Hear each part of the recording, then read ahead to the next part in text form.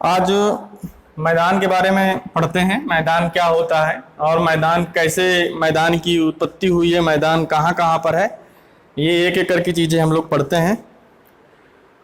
तो हम लोगों ने जब भारत का भौतिक प्रदेश यानी भौतिक विभाजन किया था भारत का, तो भारत में हमने उत्तर का पर्वतीय प्रदेश बांटा था, ठीक है, दक्षिण का पठार बांटा था और बीच में मैदान बांटा था, ठीक, और इधर पश्चिमी घाट पर्वत, पूर्वी घाट पर्वत बांटा था। तो उसी प्रकार जिस प्रकार हम पढ़ते चले आ रहे हैं कि उत्तर का जो आपका पर्वतीय प्रदेश था उसमें आपका ट्रांस हिमालय था, हिमालय था, पूर्वोत्तर की पहाड़ियां थी, ये सब हम लोगों ने पढ़ लिया। आज इसके बाद आज अगर चर्चा की जाए तो आज हम लोग मैदान के बारे में चर्चा कर रहे हैं, क्योंकि ये पठार के उत्तर में है और उत्तर पर्वतीय प्रदेशों के दक्षिण में है।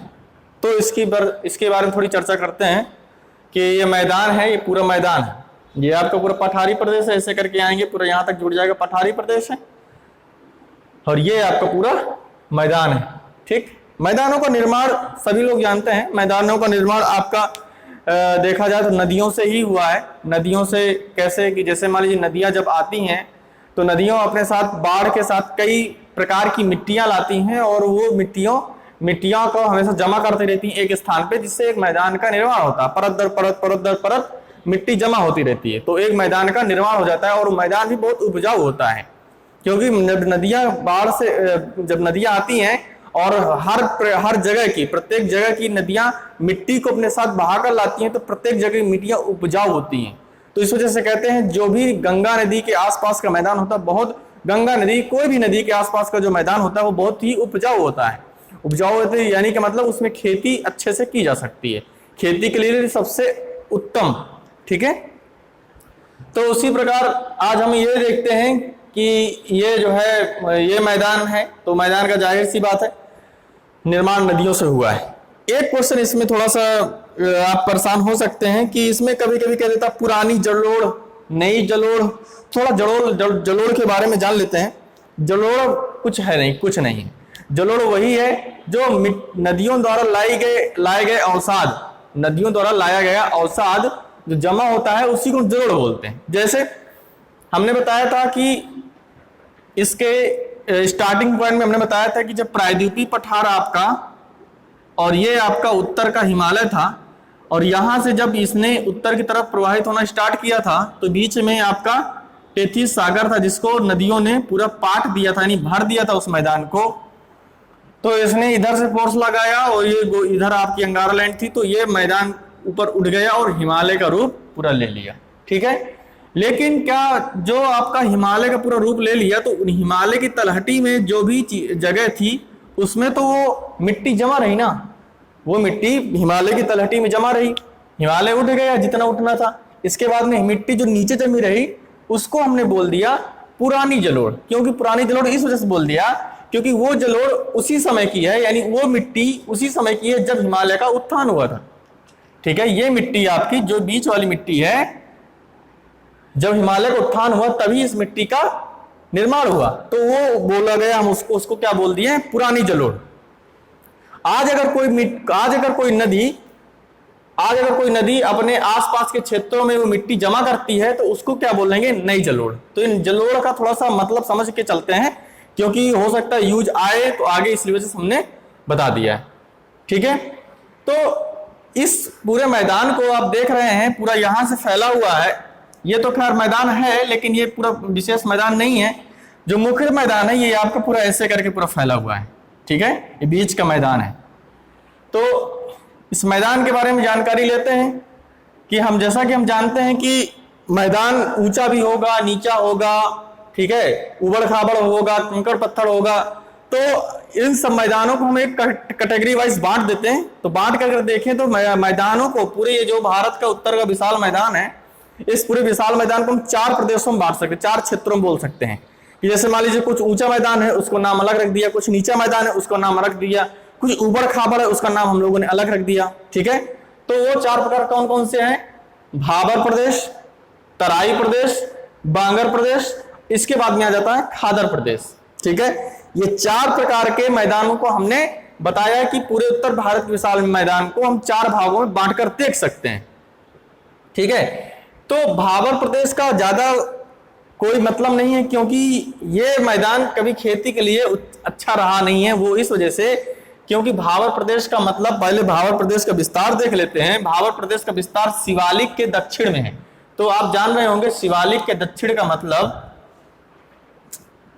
शिवालिक के दक्षिण का मतलब ये हिमालय था। हिमालय आपका, ये लघु हिमालय के नीचे आपका शिवालिक हिमालय, शिवालिक हिमालय आपका पंजाब से पूरा स्टार्ट होता है और हुगली नदी तक जाता है। ठीक है, तो यह पूरा आपका दक्षिण में स्थित कौन सा मैदान है? भाबर प्रदेश। भाबर प्रदेश उसी के दक्षिण में, शिवालिक के। तो शिवालिक जो है, शिवालिक के समानांतर लिखा है देखो, और कहां से कहां तक? सिंधु नदी से तीस्ता नदी तक। तीस्ता आपकी कहां से निकलती है? तीस्ता आपकी भूटान से निकलती है। ठीक है, तीस्ता आपकी भूटान से निकलती है, तीस्ता नदी। ठीक है, तो इसका विस्तार सिंधु नदी से लेकर तीस्ता नदी के बीच में है।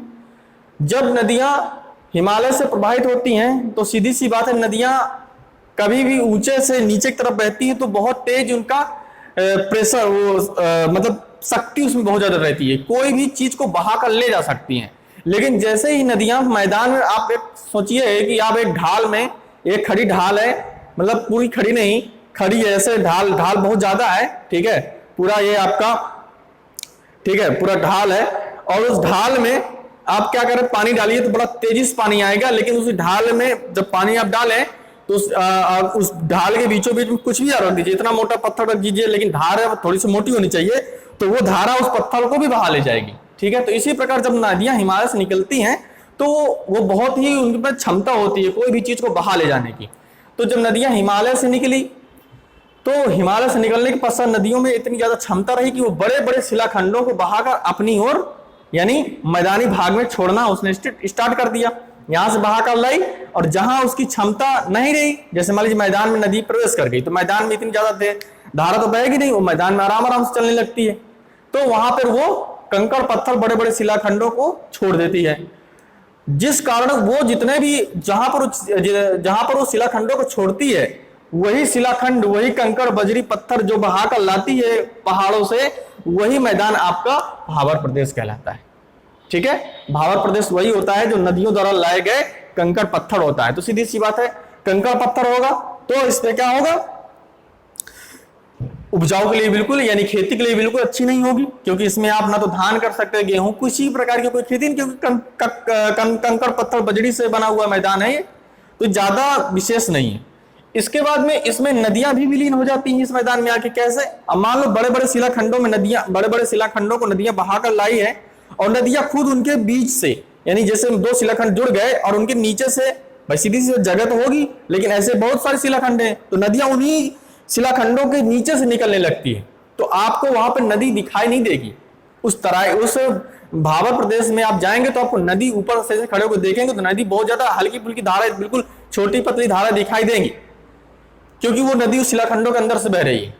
लेकिन जैसे ही आप उसके थोड़ा सा भाबर प्रदेश के नीचे जाएंगे तो आप देखेंगे नदी फिर से एक मैदान में प्रवेश कर चुकी है। नदी का आप देख लेंगे कि हाँ, ये नदी के रूप में ये जलराशि बह रही है। तो जब आप उस भाबर के दक्षिण में जाएंगे तो वहां पे आपको क्या मिल जाएगा? तराई प्रदेश। अब सीधी सी बात है, तराई प्रदेश कैसे बना होगा? तराई प्रदेश जब मैदान में नदियां प्रवेश करेंगी, और मैदान में प्रवेश करने के पश्चात वो नदियां बहुत ही महीन करके, महीन बालू, और जो मैदान में प्रवेश की वहां पे हल्की सी मिट्टी भी थी, तो वो पूरा नदियां आके उस मैदान को पूरा दलदली क्षेत्र बना देती है वो मैदान को, क्योंकि वहां पे बहुत ही महीन रेत, देखिए महीन रेत में चिकनी मिट्टी का निक्षेप होता है यहाँ पे। ठीक है, क्योंकि महीन रेत और चिकनी मिट्टी का निक्षेप होने के कारण ये क्षेत्र क्या हो जाता है? दलदली हो जाता है। जब क्षेत्र दलदली हो जाता है, यानी वो क्षेत्र जो पानी से पूर्णतः लबालब रहता है या भरा रहता है, तो उसमें बहुत प्रकार के जीव जंतु, पेड़ पौधे बहुत प्रकार के पाए जाते हैं। ठीक है, और वहां पर मानव अगर नहीं पहुंच पा रहा है तो इसी प्रकार की वहां पर जैव विविधता पाई जाती है। कहते नहीं है, जैव विविधता, यानी जीवों की अनेक प्रकार की प्रजातियां पाई जाती हैं। तो इसी प्रकार तराई प्रदेश एक जैव विविधता वाला भी क्षेत्र है। ठीक, महीन रेत एवं चिकनी मिट्टी का निक्षेप यहाँ पे मिलता है, दलदली क्षेत्र, जैव विविधता। धान की खेती कहां पे होगी? जहां पे पानी ज्यादा होगा और मिट्टी भी आपकी दलदली होगी, वहां पे धान की खेती होती है। तो धान की खेती के लिए ये तराई प्रदेश ठीक है, लेकिन भाबर प्रदेश किसी चीज के लिए सही नहीं है। उसके और दक्षिण में जाएंगे तो फिर आपका दक्षिण क्या मतलब उसी मैदान में ही है एक बांगर प्रदेश है। अब देखिए वही बात आ गई, बांगर प्रदेश किससे निर्मित है? पुरानी जलोढ़ से निर्मित, पुरानी जलोढ़ से निर्मित। तो पुरानी जलोढ़ और नई जलोढ़ अभी हमने डिस्कस किया कि पुरानी जलोढ़ और नई जलोढ़ क्या होती है। जो हिमालय के समय निक्षेप हुआ था मिट्टी का मैदान का, जो हिमालय के समय मैदान का निर्माण हुआ था उसे बोला गया पुरानी जलोढ़। जो अब मैदानों का निर्माण हो रहा है उसे बोला गया नई जलोढ़। ठीक है, तो पुरानी जलोढ़ से ये निर्मित है। ठीक, इसके बाद में इस बांगर प्रदेश को दो भागों में बांट दिया गया। एक आपका बारिंद का मैदान कहलाता है, कहां पे? गंगा का प्राचीन डेल्टा। गंगा का प्राचीन डेल्टा कहां पे बनेगा? ब्रह्मपुत्र, यहां पे जहां पे पश्चिम बंगाल में प्रवेश करती है। ठीक है, तो यहां पे गंगा का प्राचीन डेल्टा। और दूसरा आपका भूर क्षेत्र है, ये ऊपरी गंगा का मैदान, ऊपरी गंगा का दोआब, यानी ऊपरी, यानी गंगा और यमुना, जहां गंगा और यमुना इलाहाबाद में जहां मिलती हैं, जो दोआब है, दोआब का मतलब होता है दो नदियों के बीच का क्षेत्र। यानी जैसे मान लीजिए ये नदी इधर से आ रही है, ये और ये नदी इधर से आ रही है, आगे मिल गई, लेकिन ये जो क्षेत्र है ये क्या बोला जाएगा? इसको बोलते हैं दोआब। दो नदियों के बीच का जो क्षेत्र होता है उसे बोलते हैं दोआब। तो ये बांगर प्रदेश रहा। बांगर को भूर क्षेत्र और बारिंद के मैदान में बांटकर देख सकते हैं। ठीक है, इसका निर्माण आपका वही नदियों द्वारा लाए गए निक्षेप से ही हुआ है। इसका भी निर्माण नदियों द्वारा लाए गए निक्षेप से हुआ है, लेकिन इसका निर्माण कहते हैं भूर के क्षेत्र का निर्माण हवा के द्वारा लाई गई मिट्टियों से हुआ है। ठीक है, इसका भूर का क्षेत्र का निर्माण हवा द्वारा लाई गई मिट्टी, हवा के द्वारा लाई गई मिट्टी से हुआ है। ठीक, इसके बाद में आ जाता है हमारा कौन सा प्रदेश? बांगर के बाद आ जाता है खादर। ठीक है, और ये देखिए इसमें पुरानी जलोढ़ का मतलब ये अन्य, जैसे मान लीजिए नदी जब बाढ़ आती है तो नदियों में बाढ़ आने के फलस्वरूप नदियां अपना पानी हर जगह पहुंचा पाती हैं। ठीक है, बाढ़ आती है तो नदियां अपना पानी हर जगह पहुंचा देती हैं, लेकिन आपका ये इस बांगर प्रदेश में नदियां अपने बाढ़ का पानी नहीं पहुंचा पाती हैं। क्यों? क्योंकि ये अन्य मैदान से, दूसरे मैदान से जो आसपास का मैदान उससे थोड़ा सा ऊंचा होता है, क्योंकि पुरानी जलोढ़ से निर्मित है। ठीक है, ये अन्य मैदान से ऊंचा होता है, इस वजह से ये कम उपजाऊ भी है। ठीक है, इस वजह से ये कम उपजाऊ है, क्योंकि यहाँ पे नदियों का बाढ़ का पानी नहीं पहुंच पाता है।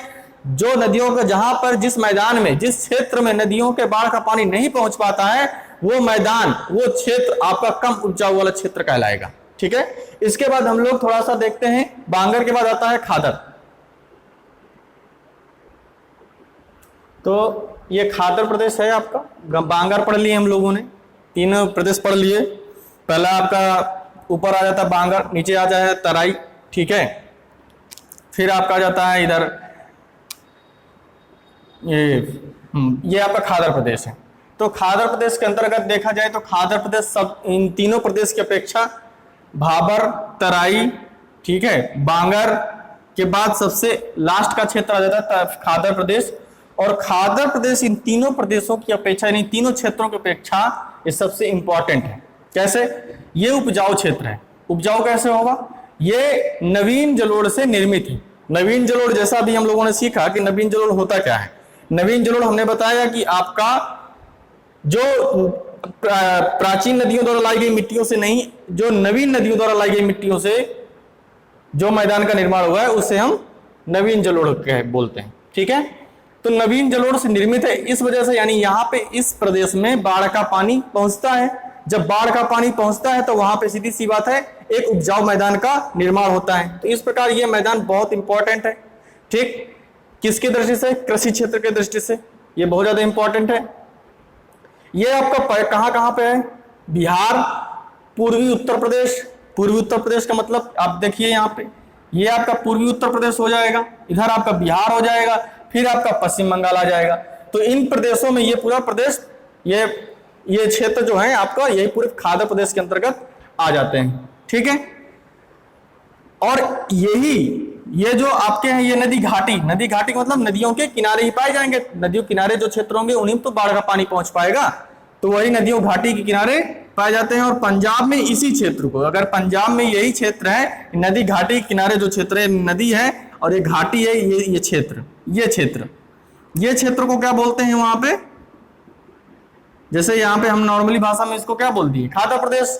कहाँ कहाँ बोल दिए, उत्तर प्रदेश, बिहार और पश्चिम बंगाल में जो जहाँ पे नदियों का पानी पहुंच जाता है उसे हम बोल देते हैं खाद्य प्रदेश। लेकिन नदी घाटी किनारे पानी पहुंचता वैसे ही है, लेकिन इसे पंजाब में क्या बोलते हैं, इसे पंजाब में बोलते हैं बेट। क्या बोलते हैं, बेट। तो इस प्रकार हम इसको पूरा मैदान का विभाजन देख लिए कि कौन कौन सा मैदान किस किस प्रकार का है, और उस प्रकार उस हिसाब से उसका नाम हम लोगों ने, क्षेत्र के आधार पर उसका नाम हम लोगों ने रखा। और इसके बाद में इनके उपभागों को पढ़ेंगे। उपभागों का मतलब आपका जैसे मान लीजिए गंगा का मैदान हो गया, ठीक है, राजस्थान का मैदान हो गया, अब इसी के अंतर्गत आ जाएंगे सारे, ठीक है। ये हमने पूरे मैदान को 4 भागों में बांट के देखा है। अब इसके अंतर्गत कौन सा आ जाएगा, राजस्थान का मैदान, उत्तर का विशाल मैदान, पंजाब का मैदान, गंगा का मैदान, ब्रह्मपुत्र का मैदान, पूर्वी तटीय मैदान और पश्चिमी तटीय मैदान। यहां से आपका मैदान का सेक्शन खत्म हो जाएगा, ठीक है। ये हम लोग कल देखते हैं।